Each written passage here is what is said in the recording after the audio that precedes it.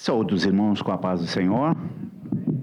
Muito bom podermos mais uma noite nos reunirmos na casa do Senhor para meditarmos na sua palavra, para entendermos aquilo que o Senhor tem preparado para cada um de nós. Como eu esperava que acabava às 7h30, eu preparei uma palavra só de 15 minutos, o resto a gente enrola um pouco, tá bom? Mas em nome de Jesus, que Deus possa realmente falar aos nossos corações de uma forma muito especial. Eu os convido a abrir as Bíblias no Salmo 121.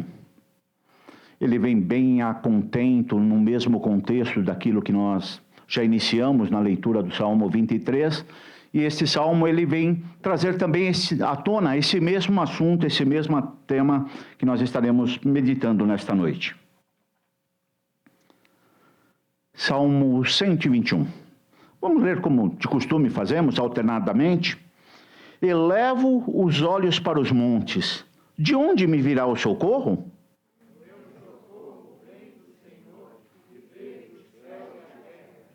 Ele não permitirá que os teus pés vacilem, não dormitará aquele que te guarda.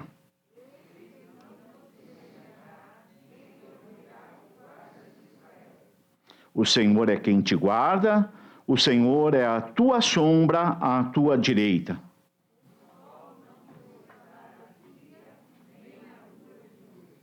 O Senhor te guardará de todo mal e guardará a tua alma.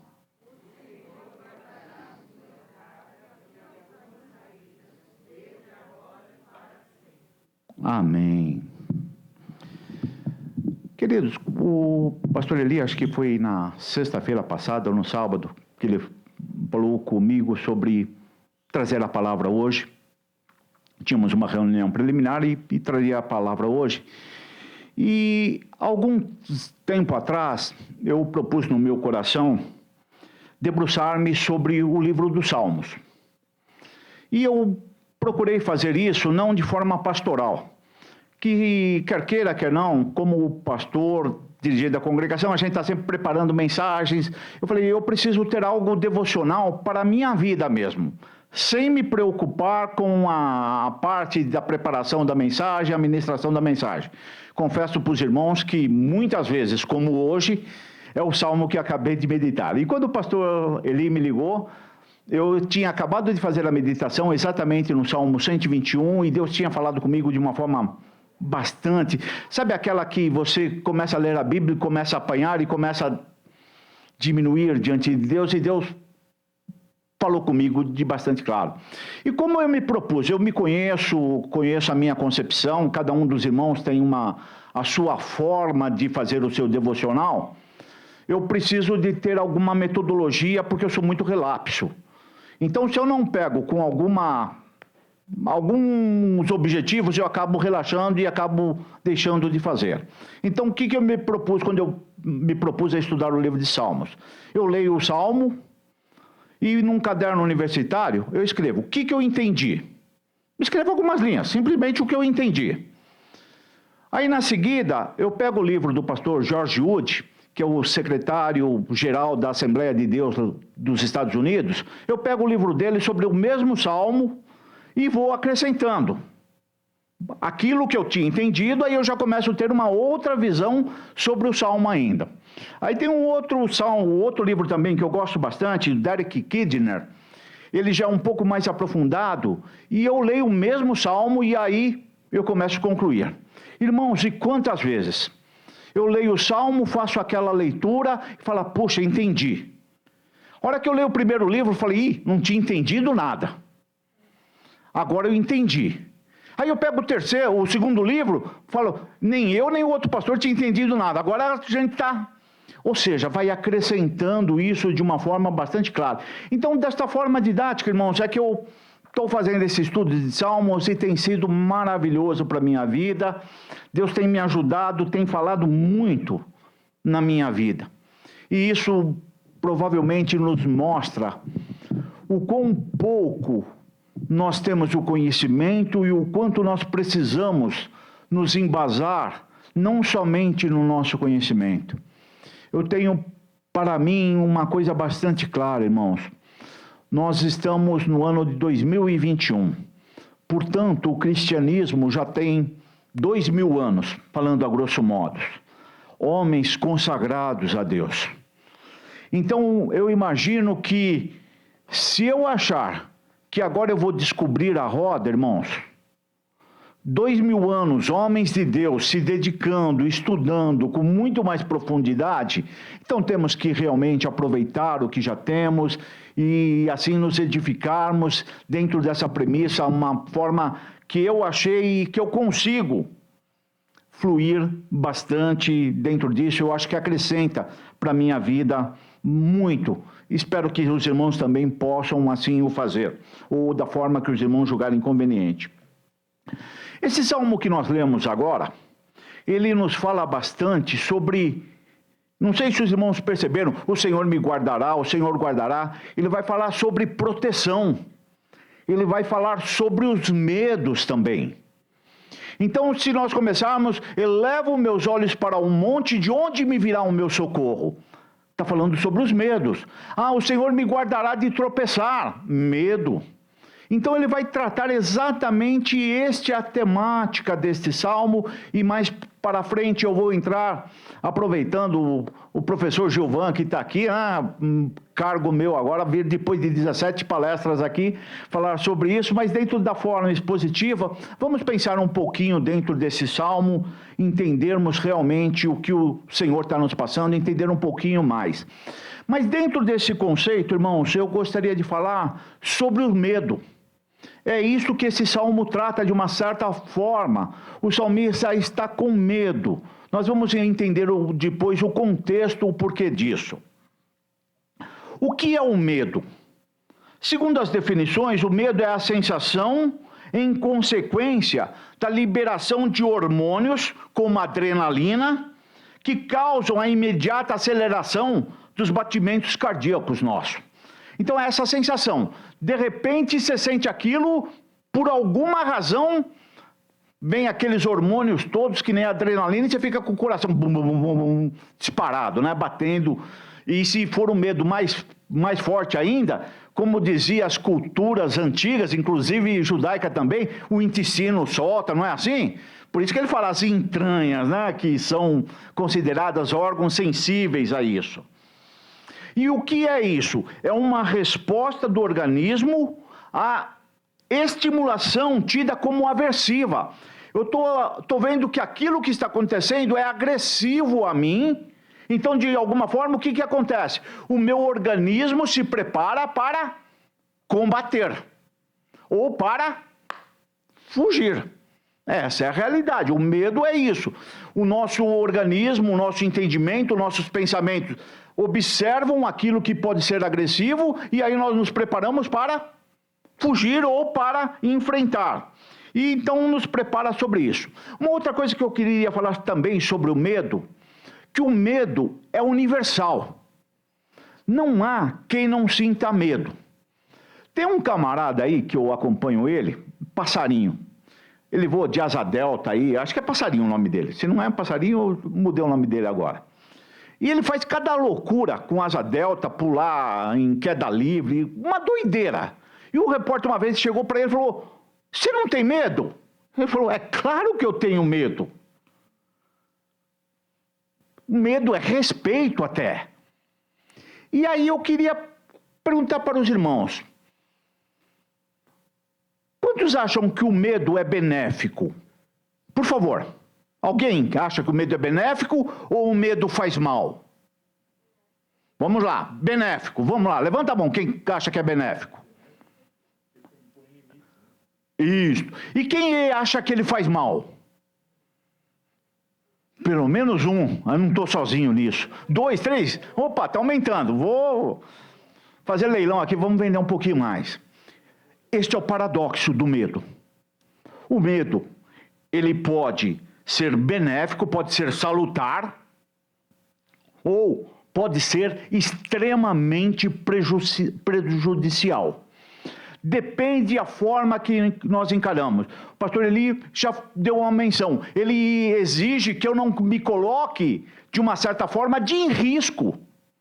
Então é o que eu falei do passarinho. Ele falou: eu tenho medo, porque se eu não tiver medo, eu vou fazer doidura e vou morrer. mas eu tenho um respeito por isso. Então, o medo, dentro desse sentido, ele é salutar, porque provavelmente, se nós não tivéssemos medo, nós seríamos imprudentes no trato da vida e das nossas escolhas.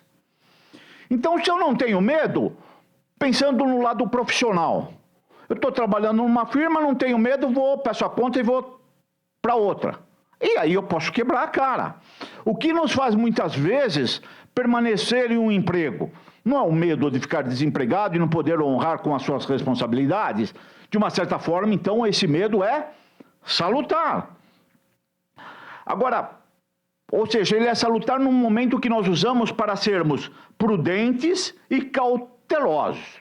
Sem medo, certamente, teríamos um monte de atitudes impensadas e catastróficas para as nossas vidas. Isso é normal, não tem como fugir disso. Se nós formos afoitos, vamos fazer besteira.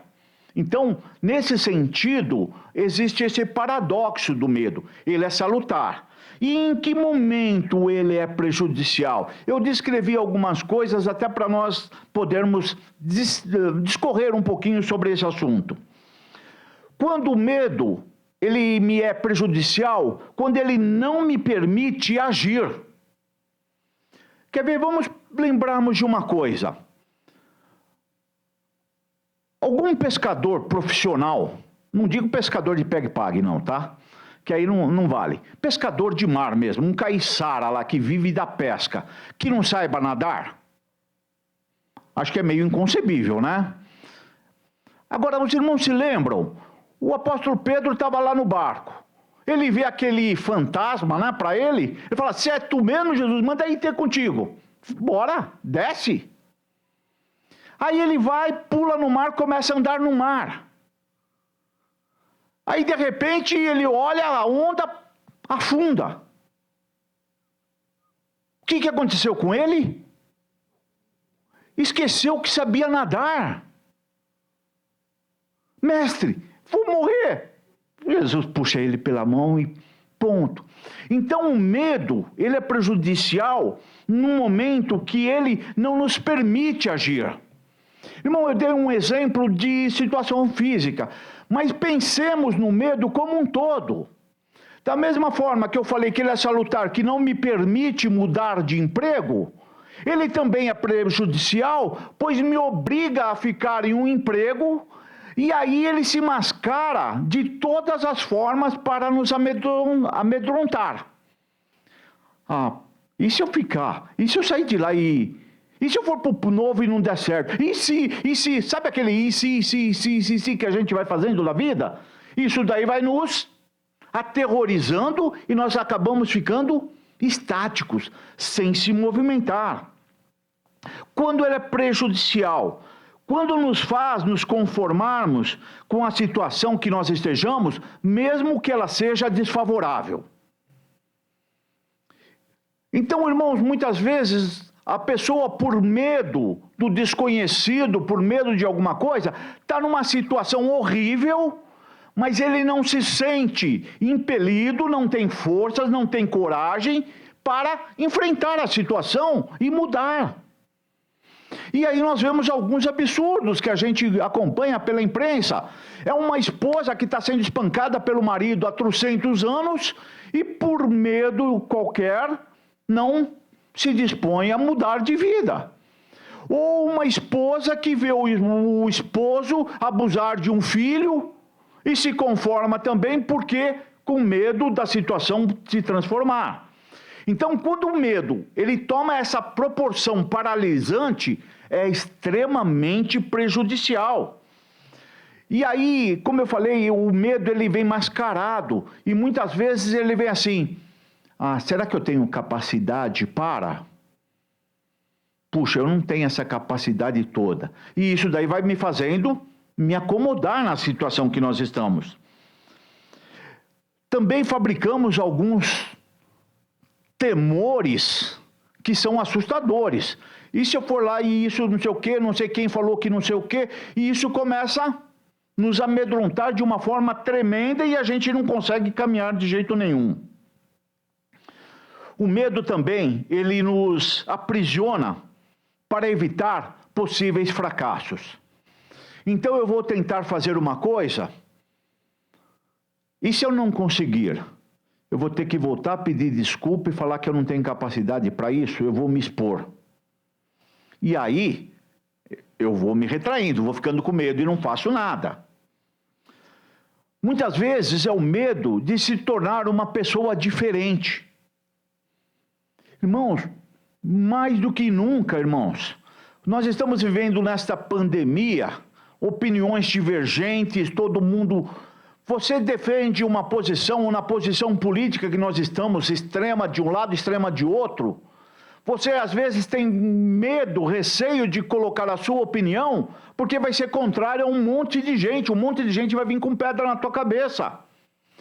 E isso, irmãos, não é de agora só não.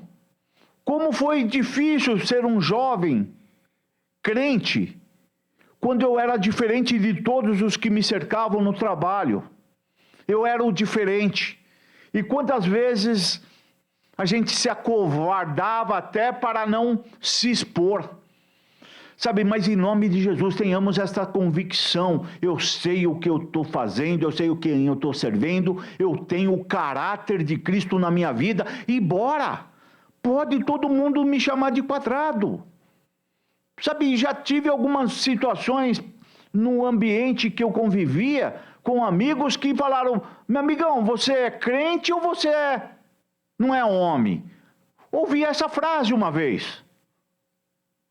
E o mais estranho, falei: eu sou crente, querido.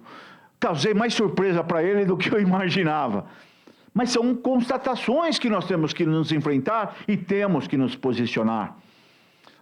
Quinta-feira, ontem, um jovem pregando na igreja, ele falou uma coisa muito interessante, irmãos. Ele falando sobre a vida de José. Nós estamos fazendo as quintas jovens lá, e o Lucas trouxe a mensagem, um jovem lá da igreja, ele estava falando sobre José. José estava passando por provação. Mas além da provação, ele também sofreu a tentação. E ele falou: mais do que nunca, quer seja na provação ou quer seja na tentação, nós temos que mostrar o caráter de Cristo na nossa vida. Não é a provação que me permite abrir brechas para o meu caráter. Não é a tentação que me permite abrir brechas para a minha posição. Mas em nome de Jesus, firmemo-nos posições de uma forma bastante clara. Mais 5 minutinhos para eu terminar essa definição de medo, para nós debruçarmos no Salmo. Existe um filósofo grego chamado Sêneca, e ele traz algumas definições sobre o medo bastante interessantes, eu quero compartilhar com os irmãos. Ele diz claramente, 2 definições bastante rápidas.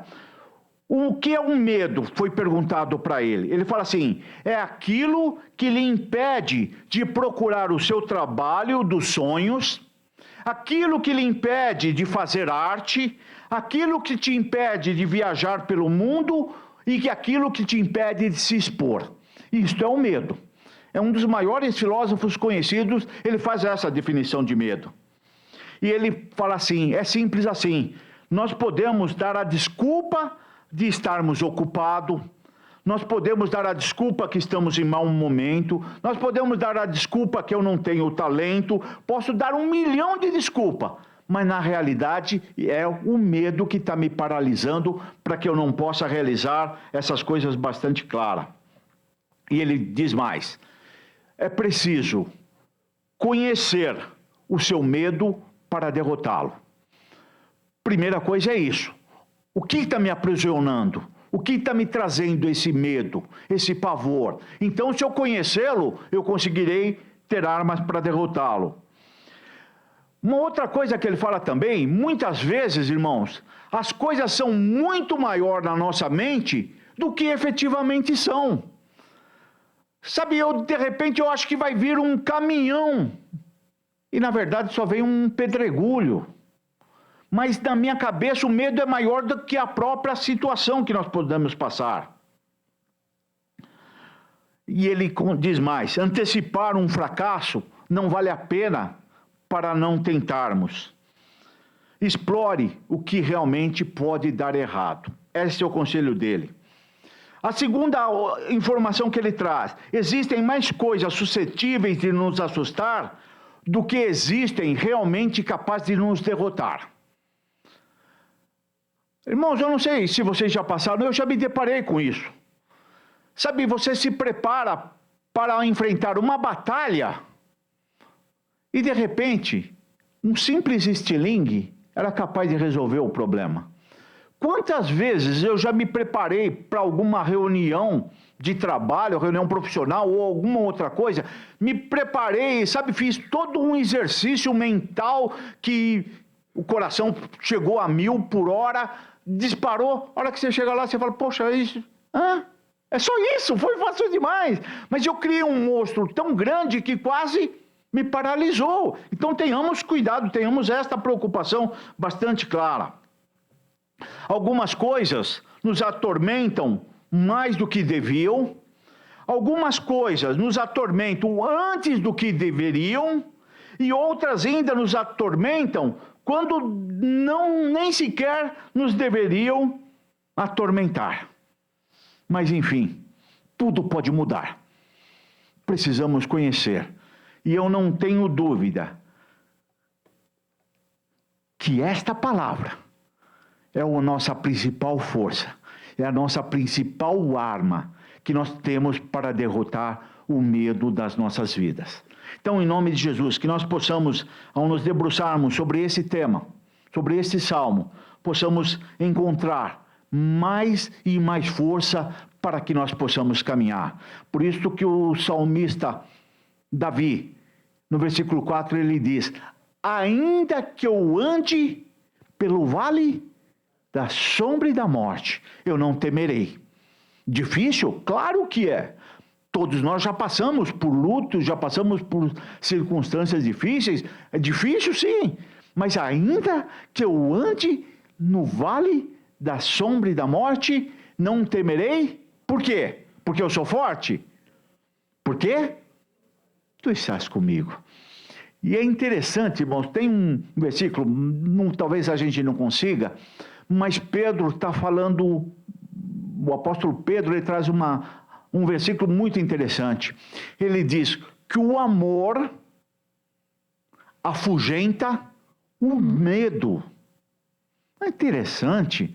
E ele fala, e aqueles que estão crescidos no amor, não sentem o medo.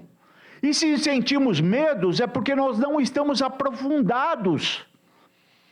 Não é verdade? O que o salmista falou? O Senhor é o meu pastor e nada vai me faltar. Por quê? Ele está comigo. Então, se eu estou aprofundado no amor de Cristo, quem temerei? O que pode me fazer os homens? Então, que nós possamos entender com clareza essas coisas e falarmos assim, posso descansar nos braços de Cristo, porque Ele cuida da minha vida. E Ele não cuida da minha vida porque eu mereço. Ele não cuida da minha vida porque eu sou bonzinho. Ele cuida da minha vida porque Ele falou, eis que eu estou convosco todos os dias. Aleluia! É isto. Eu sou filho de Cristo. Você é filho de Cristo, queridos. O que pode te atormentar? O que pode roubar a tua paz? Pensemos nisso. Descansemos realmente nos braços do Senhor. Entrando um pouquinho dentro desse salmo para nós meditarmos um pouquinho. Os salmos 120 ao 134, eles formam um conjunto de 15 salmos que são chamados, se os irmãos observarem no título aí, tem Salmo da Romagem, o Salmo dos Degraus, é um dos nomes que tem.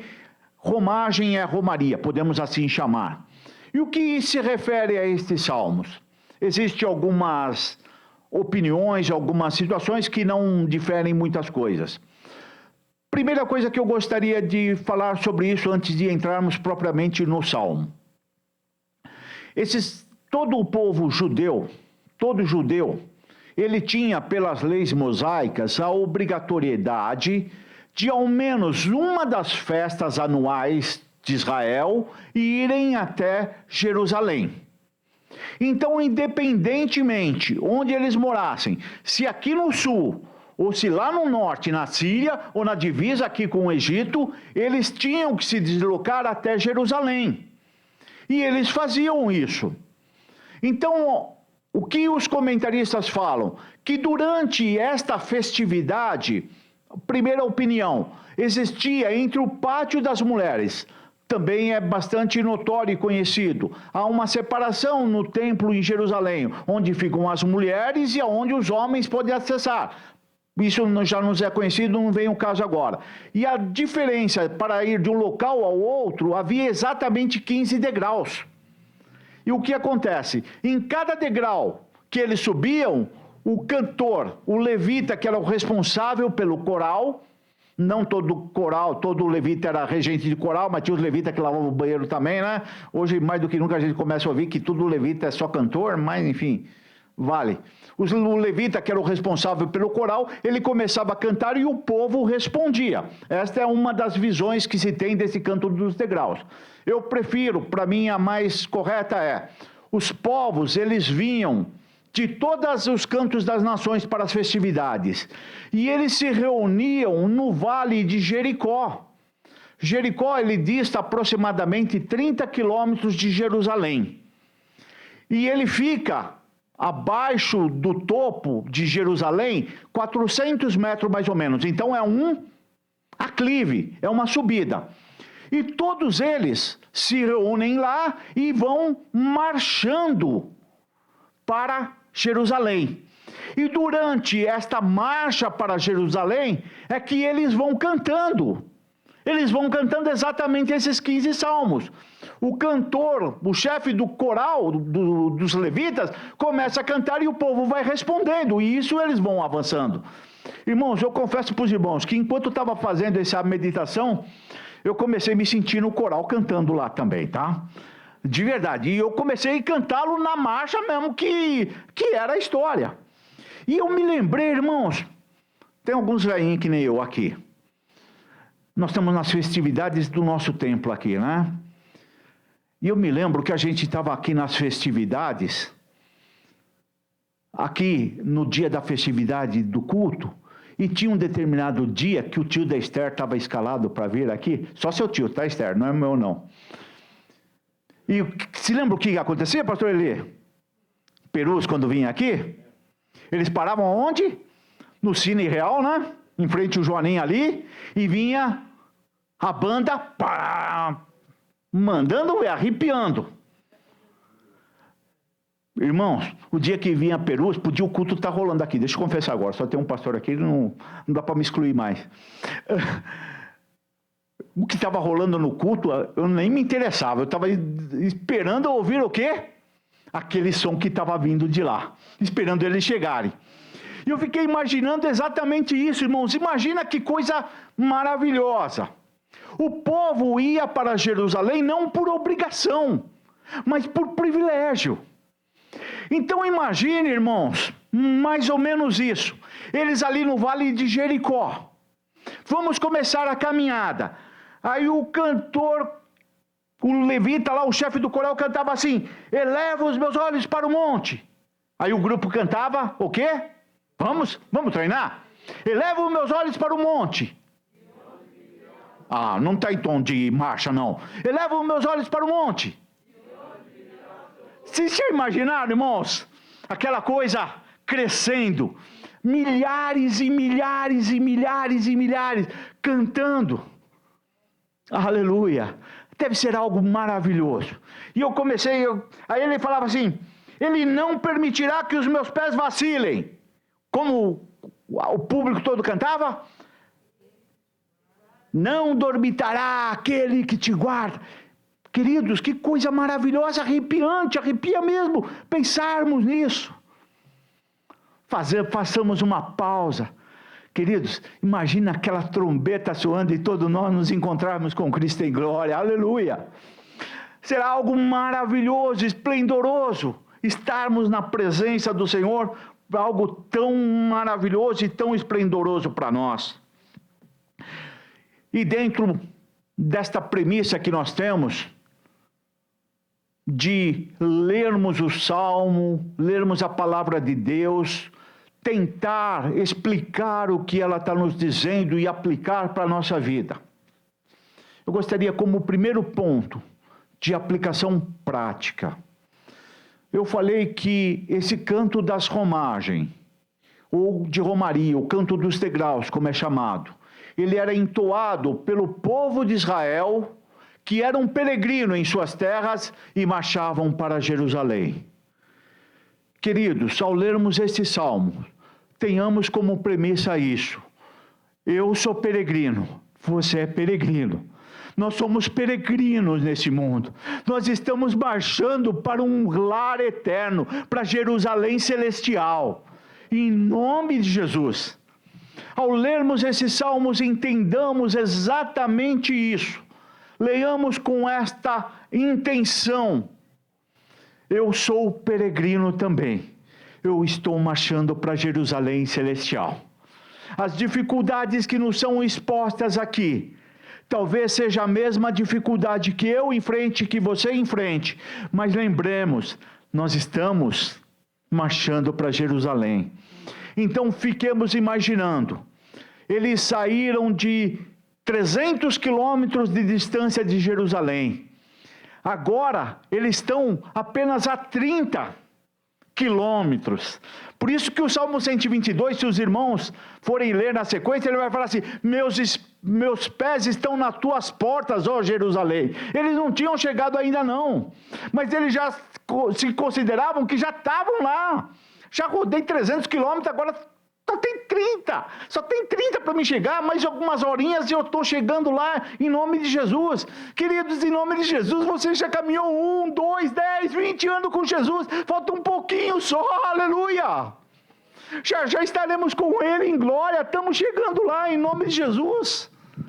Que Deus nos ajude realmente a caminharmos, e nós podemos ainda pensar também, tanto Paulo escrevendo aos Colossenses como escritor aos Hebreus, ele nos fala que as coisas passadas são apenas sombra das coisas que haveriam de vir. E eu não tenho dúvida que essa marcha, essa peregrinação, é apenas sombra também da nossa marcha para a eternal Jerusalém que nos aguarda, em nome de Jesus. Que nós possamos, em nome de Jesus, termos claro isso. E ao meditarmos nesse salmo, não nos esqueçamos nunca disso.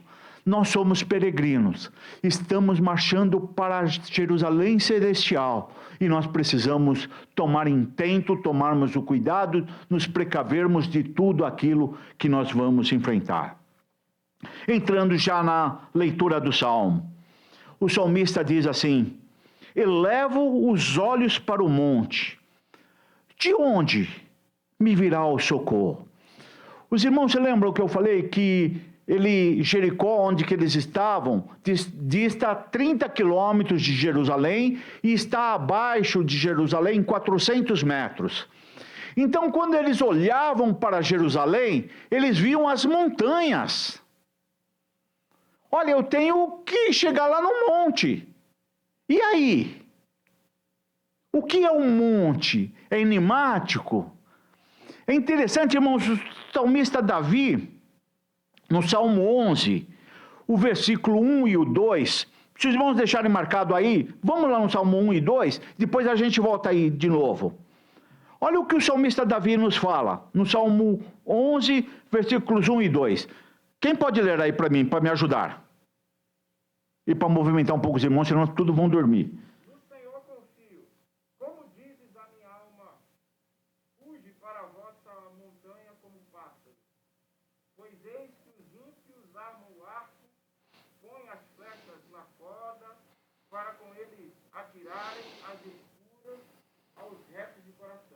Olha o que o salmista Davi está falando. Eu acho que veio esse sentimento no seu medo, na sua aflição. Ele falou: foge para a montanha, vai lá se esconder. Mas ele diz assim: no Senhor me refugio. Como dizeis, pois, foge para a montanha? Você confia em Deus ou não confia? Você confia que o Deus cuida de você? Você confia que todas as coisas, repetindo, todas as coisas contribuem para o bem daqueles que amam a Deus e que são chamados segundo o seu propósito. Confia nisso ou não confia? E é isso que o salmista está falando. Como que você vai dizer, minha alma? Foge para lá. Mas será que lá não estão exatamente os salteadores? Também com flechas para nos atingir? É isso que o salmista faz esta reflexão. E agora o salmista aqui no Salmo 121, ele fala assim: elevo meus olhos para o monte. De onde me virá o socorro? Irmãos, primeira coisa que podemos pensar: o monte não é a solução. As montanhas são os problemas. Não pense que a solução vai vir das montanhas. A montanha é aquilo que você vai ter que transpor, que você vai ter que alcançar. Eu não sei, apesar do meu corpo atlético, bastante desportista, de vez em quando eu me aventuro a umas doideiras. Por exemplo, vamos visitar um determinado lugar, a dona Vilma já é mais covarde, ela segura um pouquinho. Mas eu desço algumas escadarias, para descer todo santo ajuda, não é assim que diz o ditado? Eu desço, mas na hora de subir, a língua com 5 metros de forma, a Vilma quase tem que ligar para o socorro para vir me tirar do lugar. E é isso que o salmista está falando. Olha, eu vou ter que chegar a Jerusalém, mas tem toda essa montanha para subir. De onde me vai vir o socorro? Será que vai ter um grupo de resgate para caminhar? Acho que tinha uns caras que alugavam o braço lá, né, Vi? Eu lembrei agora disso. Para subir o Monte Sinai, irmão, são um parentes. Para subir o Monte Sinai, tem os rapazes que moram lá, os habitantes de lá. O que eles fazem? Eles alugam um braço. Imagina o que é alugar o braço? Você pega no braço deles e eles vão te puxando. Mesmo eu, gordo do jeito que sou, eles franzino, mas os camaradas têm uma força excomunal, porque realmente a subida é difícil. E talvez o salmista pensou em alguma coisa assim: de onde me vai vir o socorro? Aí ele responde, né? Mas o meu socorro vem do Senhor, aleluia. E não é um Senhor qualquer, é o Senhor que fez os céus e a terra. Irmão, não sei qual é a sua montanha, não sei qual é o problema que você possa estar enfrentando, mas em nome de Jesus, o que nós aprendemos pela palavra de Deus hoje: tira o olho da montanha, tira o olho do seu medo e olha para o Senhor que fez os céus e a terra. Em nome de Jesus, descanse nele, descanse a tua alma, olhe para Jesus realmente. Não olhe para os conselhos, muitas vezes, difíceis. E quando eu estava pensando isto um pouquinho, eu me lembrei daquele conselho de Pedro para Jesus. Jesus começa a falar: olha, sinto muito, mas está chegando o tempo. Eu vou morrer. Pedro fala: peraí, Jesus, não deixa isso te acontecer não. Bem intencionado o conselho de Pedro? Sem dúvida, bem intencionado. Mas discernimento do Espírito de Deus: afasta de mim, Satanás. Conselhos bem intencionados, em quem estamos nos aconselhando, quem tem sido a nossa fonte de apoio. Queridos, em nome de Jesus, tenhamos esta preocupação. Eu creio que o irmão Gilvan abordou bastante isso quando estudou Efésios, que Deus preparou este corpo, que é a igreja do Senhor, com dons para que um possa edificar ao outro. Não busquemos conselhos onde não tem nada para nos dar. Busquemos conselhos naqueles que estão como nós, lutando, trabalhando, marchando para Jerusalém celestial. É isto que Deus nos faz, irmãos, e Ele nos capacita com tudo que nós precisamos e mais ainda tudo que nós precisarmos, pensarmos. É dom de ensino, é dom de pastor, é dom de profeta, é dom de tantas coisas, queridos, que Deus nos dá, mas para quê? Para a nossa edificação em nome de Jesus. Olhemos, nos ajudemos de um ao outro. E lembremos, irmãos, não há obstáculo que eu enfrento que possa ser intransponível, porque comigo está o Deus que criou os céus e a terra. Em nome de Jesus, irmão, nada é intransponível para você. Contigo está o Deus que criou os céus e a terra. Então, embora em nome de Jesus, firme a sua fé, como o salmista, o meu socorro vem do Senhor.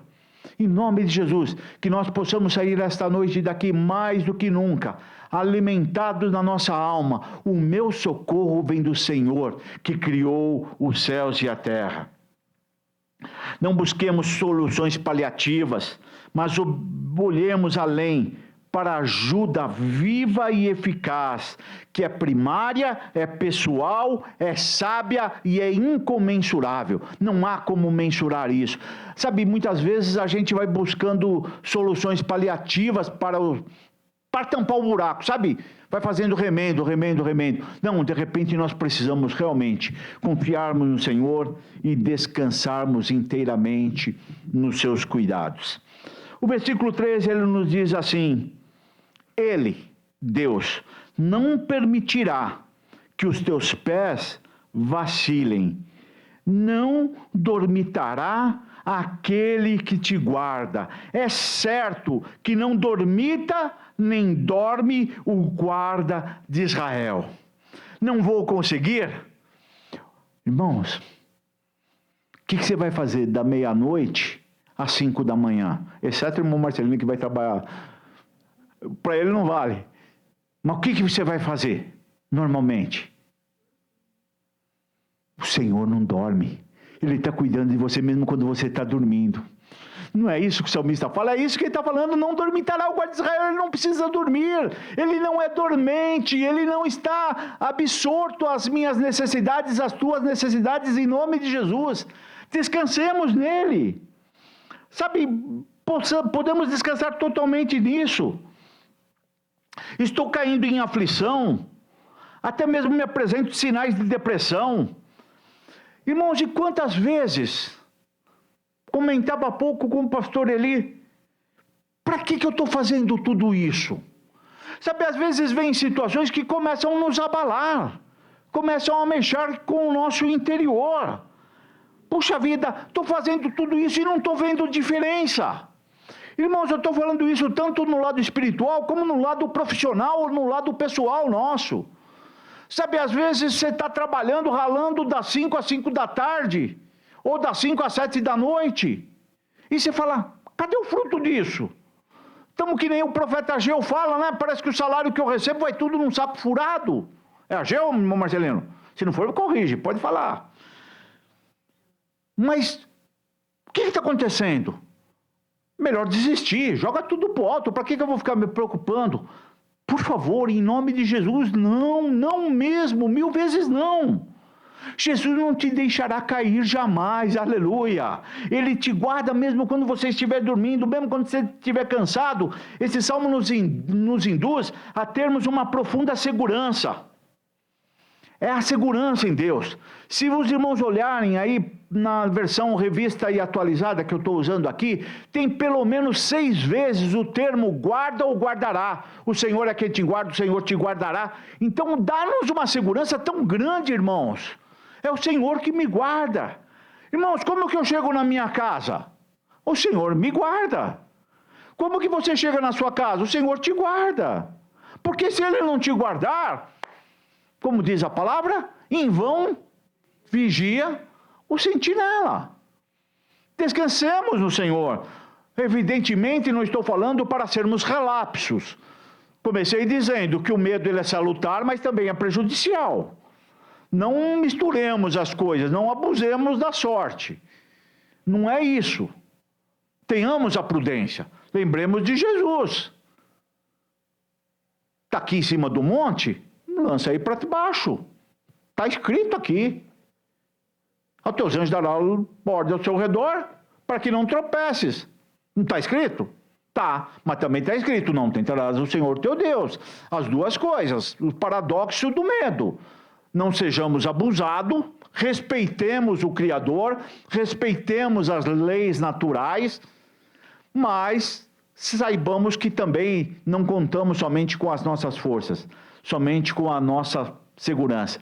Tem alguém que nos guarda e cuida de nós de uma forma maravilhosa. Agora, irmãos, ele está falando tudo, se nós pegarmos esse texto, ele está falando no coletivo. Agora, do versículo 5 ao versículo 8, ele sai do coletivo e passa para o tratamento individual. Não foi assim que encerrou o versículo 4? O versículo 4, é certo que não dormita e que nem nem dorme o guarda de Israel. Está falando do coletivo. Mas agora, a partir do versículo 5 até o versículo 8, ele vai tratar na individualidade. Então, isso que nós mencionamos até o versículo 4 é tratando no coletivo. Mas agora ele traz para o lado individual. E olha como ele começa o versículo 5. O Senhor é quem nos guarda. O Senhor é quem te guarda. Agora ele está falando, olha, não é mais coletivo. Agora é o individual. Irmãos, consegue imaginar isso? Sabe, o Senhor nos guarda aqui. Ele está nos guardando para não cair um avião aqui, destruir o templo aqui e matar todos nós aqui. Agora imagina, nós estamos aqui em 30 pessoas, imagina aqui, a hora que nós fomos para a nossa casa, são 30 destinos diferentes, e Deus vai nos guardar individualmente em cada lugar. É isso que a Bíblia está nos dizendo. O Senhor é quem te guarda, o Senhor é a tua sombra, a tua direita. Olha que interessante o versículo 6. De dia não te molestará o sol, nem de noite a lua. Pensemos um pouquinho. De dia não te molestará o sol. Realmente, está num sol escardante, trabalhando lá. Imagina encher aquela laje ali com aquele sol a pique, 30 graus na sombra, imagina no sol lá e mexendo, virando concreto lá. Ótimo, mas e a lua? Irmãos, de uma certa forma figurada, o que nós podemos entender que o salmista está poeticamente dizendo e nos passando também. Irmãos, existem circunstâncias que nos afligem no momento que nós estamos passando. Mas existem outras que vão nos afligir quando nós colocamos a cabeça no travesseiro. Irmãos, e dentro disso que nós estamos vivendo nesta pandemia, eu não tenho dúvida no que eu vou afirmar agora. O efeito da lua é muito maior do que a própria doença. O abalo psicológico que passamos, ele afeta muito mais do que propriamente a doença. Se nós pegarmos os reflexos que estão tendo, é extremamente significativo para as pessoas que foram acometidas ou para os que estão aterrorizados com medo de contrair tais doenças. Esse abalo psicológico é terrível. Irmãos, e é isso que o salmista está dizendo. O sol não vai molestar. Então, durante a sua tristeza, a sua angústia, o Senhor te protege, o sol não te castiga. E mesmo quando você estiver lá, o Senhor guarda a tua mente, guarda o teu coração em nome de Jesus. E possamos recitar isso. O que pode estar afligindo a tua alma? Alguma coisa que você fez que está te afligindo, em nome de Jesus. Descanse no Senhor. Ele nos guarda tanto dessa exposição às queimaduras do sol, bem como do ardor da noite.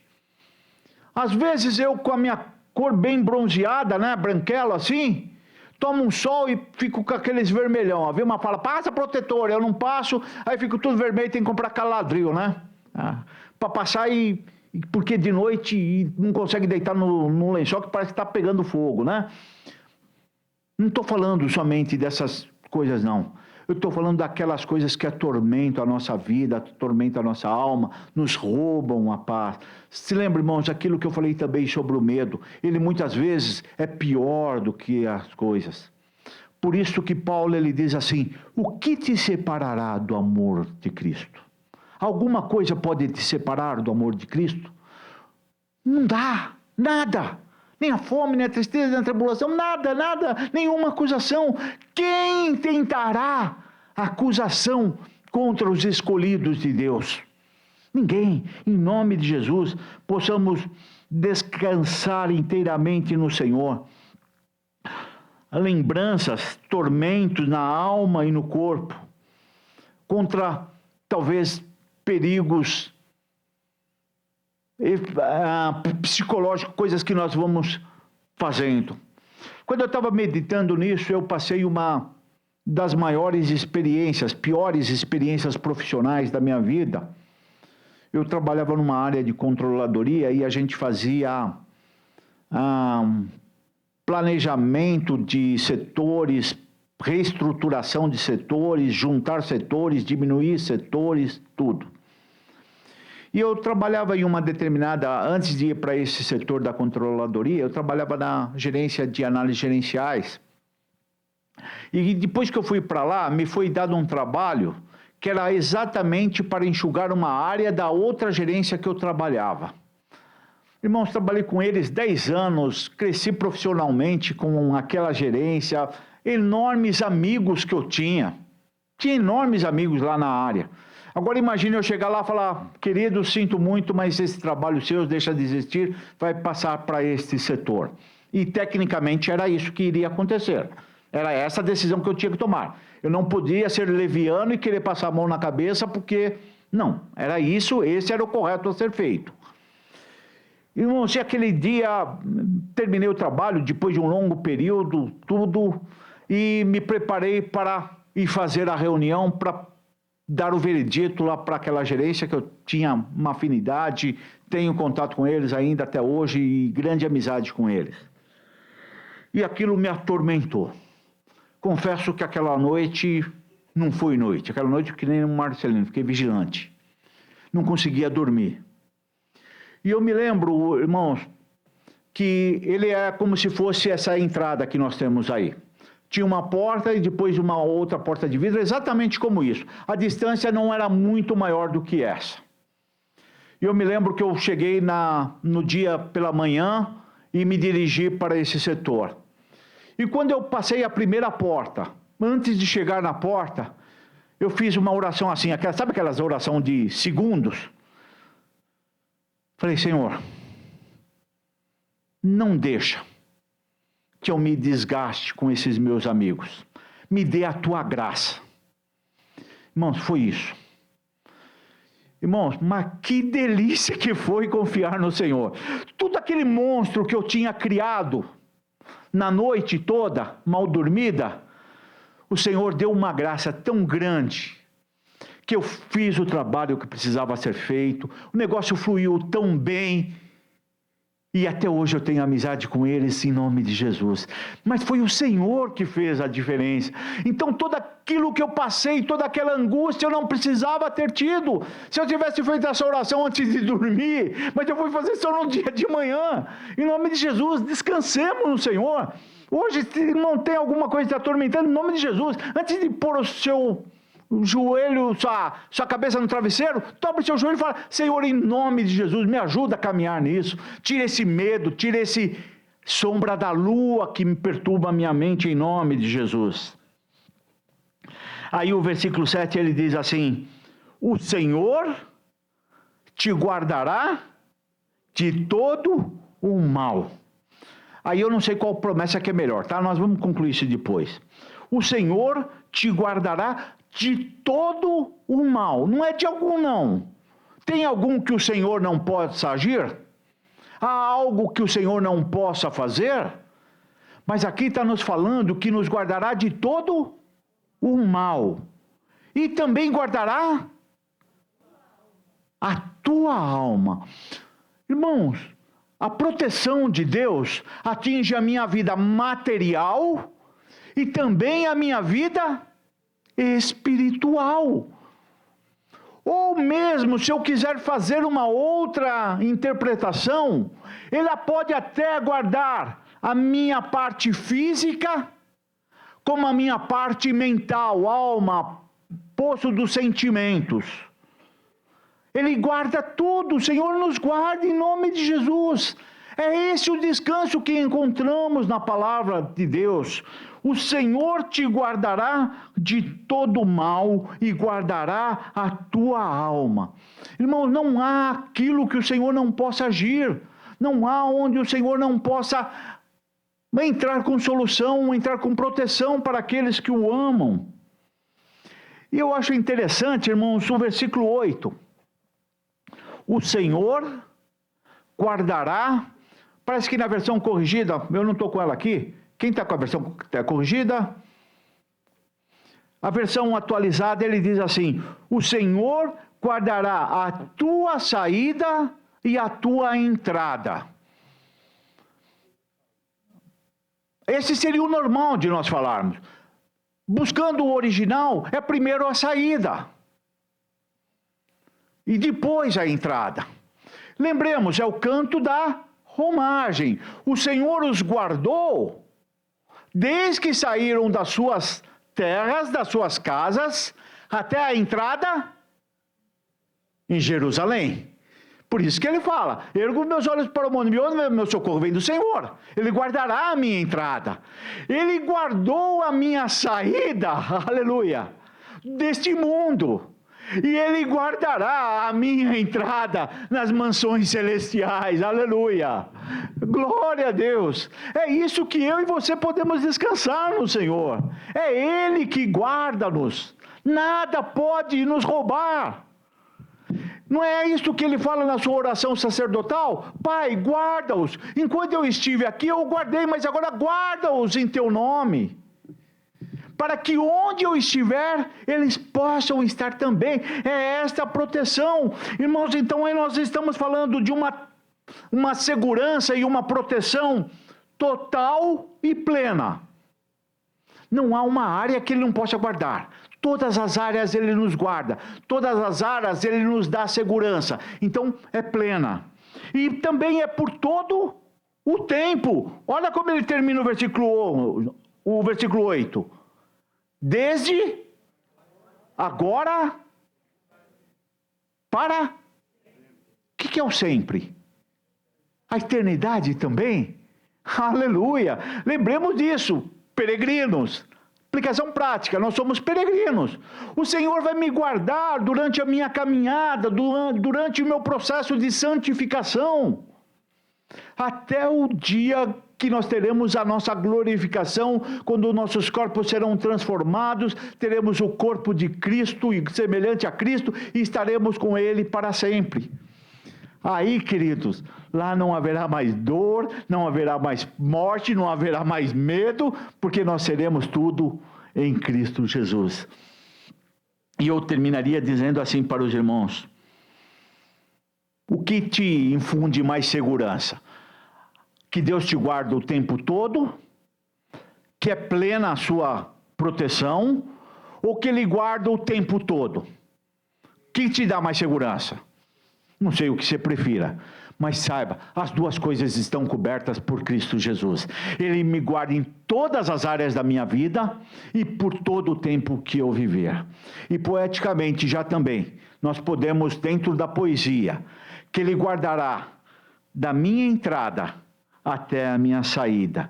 Ele me guardará do nascer do sol, da aurora, até o pôr do sol. Ele me guardará desde o ventre da minha mãe, até o dia que eu fechar os meus olhos e dormir com o Senhor Jesus. É esta a proteção. Não é isso que ele nos diz no Salmo? Antes que tu me formastes no ventre, tu me conhecias, tu vias como eu ia sendo formado célula a célula. Isto é maravilhoso demais, que eu não consigo compreender, não consigo entender, mas eu posso descansar nisso. É este cuidado.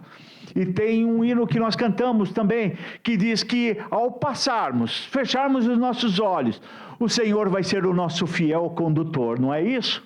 E é Ele que vai nos dirigir, é Ele que vai nos dizer: Pai, eis aqui os filhos que tu me deste, aleluia, aleluia. Imaginemos, irmãos, tenhamos esta esperança viva em nossos corações. Vejamos com os olhos da fé o privilégio que nos aguarda. Imagina Jesus Cristo chegando para Deus Todo-Poderoso. Não sei como vai ser na Trindade, não consigo, minha mente não consegue captar isso daí. Mas ele fala assim: Pai, está aqui o filho que você me deu. Irmãos, é maravilhoso podermos servir ao Senhor. Imagina, queridos, aqueles milhares e milhares de judeus que se dirigiam a Jerusalém exatamente para prestarem o seu culto a Deus. Que nós possamos, querido, em nome de Jesus, na nossa alma, a cada dia, estarmos apresentando a Deus de todo o nosso coração, a nossa alma. Só gostaria de alertar os irmãos. Não estou falando com isso que eu e você estamos isentos de passarmos pelo vale da sombra e da morte. Não estou falando um evangelho triunfalista, um evangelho de vem para cá e todos os seus problemas acabaram. O triunfalista é o tabajara, né, como se fala. Não é isso que estamos falando. Como eu mencionei no salmo que foi lido na leitura oficial. Ainda que eu andasse pelo vale da sombra da morte, não temeria mal algum, porque tu estás comigo. Então podemos passar? Podemos sim, mas em nome de Jesus, Ele está conosco. Ele vai nos ajudar a caminhar. Precisamos abrir os nossos olhos da fé. Jesus estava com aquele homem ali em Jerusalém, e chegaram as pessoas e falaram assim: olha, não perturba mais o mestre, não precisa mais, já era, acabou, já morreu, não perturba mais o mestre. Não temas, crê somente, aleluia. Não temas, crê somente, em nome de Jesus. Me lembro também uma outra passagem que me ocorre. Eliseu estava preparando, discipulando um profeta. Como ele havia sido preparado por Eliseu, ele estava preparando um profeta, provavelmente já não era mais Geazi. E o rei da Síria, inimigo feroz e frequente de Israel, ele falava assim: olha, vamos atacar o rei de Israel ali em tal cidade. O profeta Eliseu falava: ó, não passa lá não, que o cara está lá. O rei da Síria ficou maluco. Tem algum de vocês aqui que participa do conselho do generalado, dos generais aqui de patentes altas, que está dedando, que está jogando para o inimigo, que está dedando o que nós vamos fazer, porque não é possível. O general fala: eita, não é assim não. Não tem nenhum traidor aqui não, somos fiéis a ti. Acontece que tem um homem lá naquela terra que se chama Eliseu, e Deus revela para ele tudo que a gente fala aqui nessa sala. Então, não adianta a gente falar escondido aqui, com todo o segredo de Estado, criptografar todas as nossas conversas, que não vai rolar. Deus revela para ele. Um cara prepotente como o general da Síria, como o rei da Síria, simples. Estamos guerreando contra a nação, vamos lá e pega esse camarada, vamos prender ele. E lá vai o exército inteiro, irmãos, para prender um homem. Coitado do discípulo de Eliseu. Acorda de manhã, acho que para buscar lenha, para acender o fogo lá, para fazer o cafezinho. A hora que ele olha, aquele exército todo, ele fala: Deus meu, profeta, homem de Deus, estamos perdidos, acabou-se. Eliseu fala: ei, aquieta teu coração, em nome de Jesus, queridos. Como eu estou falando hoje para vocês, Deus está nos dizendo isso: aquieta o teu coração. Maior é o que está conosco do que o que estão com eles. Senhor, abra os olhos desse rapaz. E aí o que acontece? Que Deus possa, em nome de Jesus, abrir os nossos olhos para nós confiarmos que maior é o que está conosco do que é o contra nós. Em nome de Jesus, descansemos no Senhor, confiemos inteiramente no Senhor, para que nós podemos dizer assim: o Senhor guarde a mim e guarde a você de todo mal.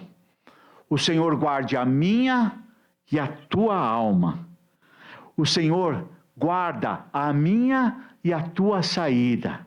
O Senhor guarde a minha e a tua entrada no reino celestial. O Senhor guarde a mim e a ti, desde agora e para todo sempre. Amém. Deus vos abençoe em Cristo Jesus.